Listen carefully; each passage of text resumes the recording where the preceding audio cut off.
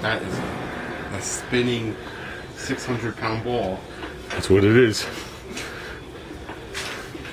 Oh. It's a good day, right? We revived the engine crane. This thing is a beast.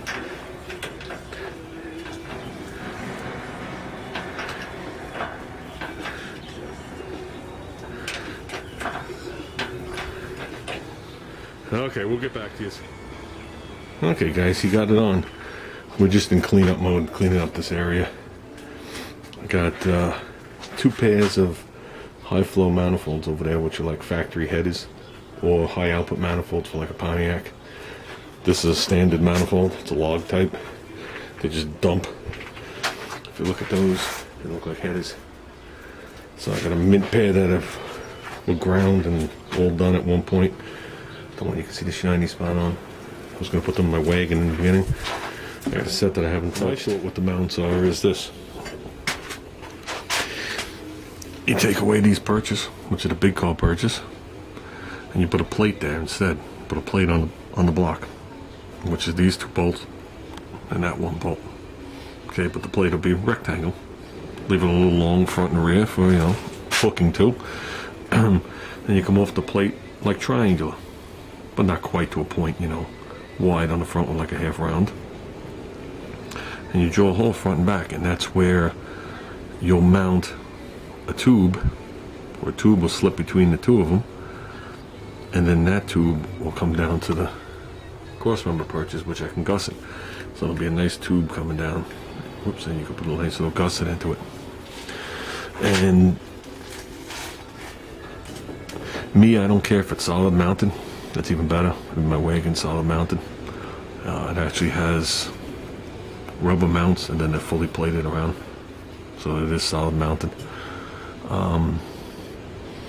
But what you could do is the tube that you're going to slip between those 2 plates, you can make that tube big enough to slip 2 bushings in, which I have, which will slip into it, and then have a collar and a collar on either side of it. They use for I got a whole big box of them. They used on Toyota leaf springs. I've used them on my ladder bars. They work awesome.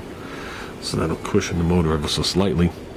So in the future, you don't know what motor is going to be in this car. It might have a stock 8-cylinder back in it, and it could be a daily driver again in the future. Who knows? So, and then to take the engine out, you just take the 1 bolt out, and the motor lifts out. These suck to deal with.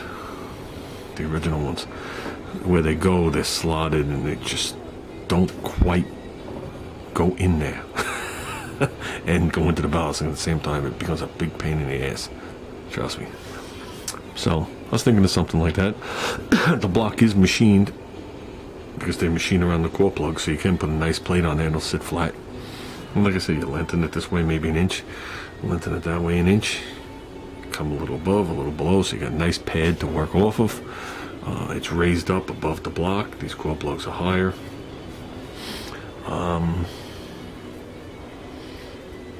So I was thinking something like that. I think that would be a nice setup, but I don't think it's that complicated to do. You know what size tube I'd use? I'm not sure. There's the uprights.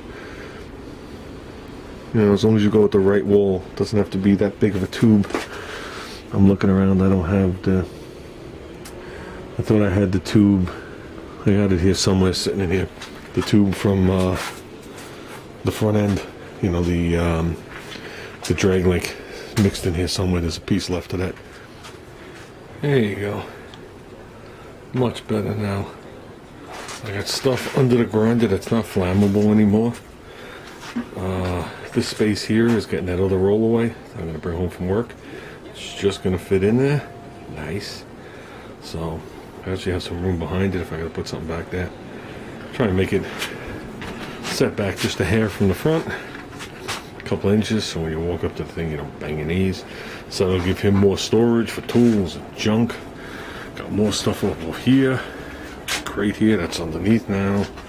So the rest of the stuff will disappear. Good. This has its nice home over there, away from everything. So, tool cart's a big pain in the butt right now.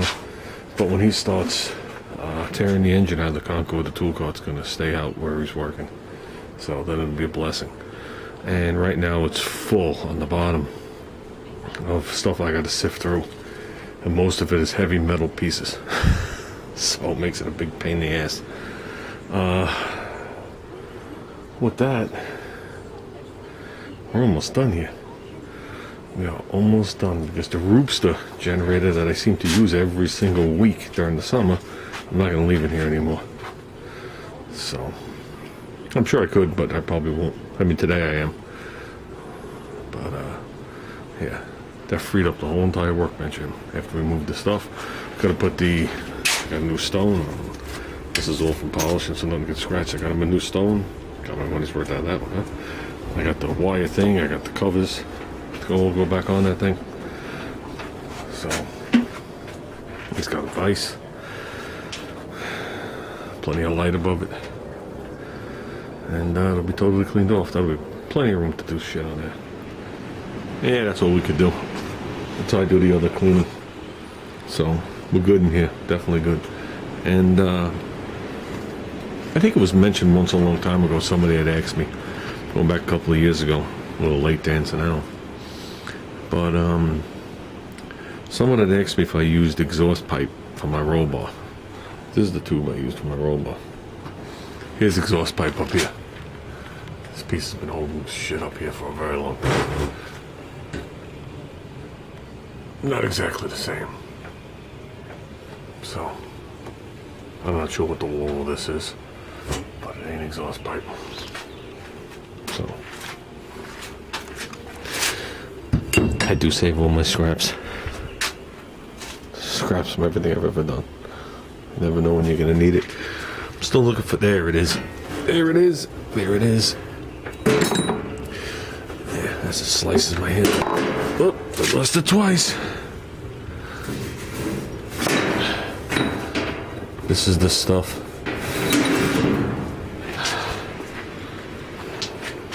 Well, there it looks thinner than it is. There's what it really is. This is the stuff for the center link, drag link on my car. That would be mint. There's the tube across, and the tube coming down with a brace to it. Yeah, it'd be more than strong enough.